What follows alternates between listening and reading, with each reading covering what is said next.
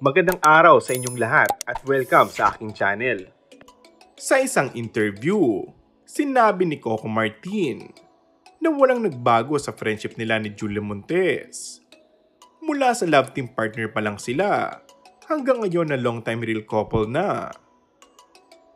Katunayan, sobrang na-appreciate raw niya ang thoughtfulness ni Julia bilang kapartner. Say pa niya, pumupunta ito sa taping para samahan siya. Ganoon daw kalalim ang samahan nila. May mga nangiintriga pa na natatakot daw itong masingitan ng ibang babae kay Coco. Kasi nga naman, maraming magagandang babae ang umaaligid sa sikat na primetime actor.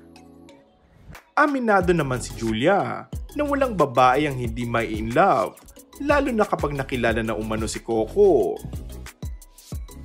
Samantala, masayang-masaya ang aktres sa lahat na nangyayari sa kanyang buhay ngayon.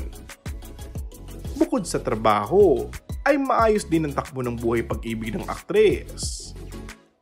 Happy lang ako sa life.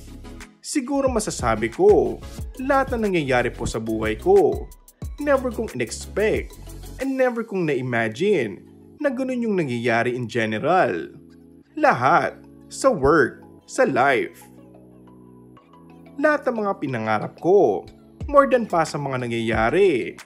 So super thankful and I'm very happy talaga, pahayag ni Julia.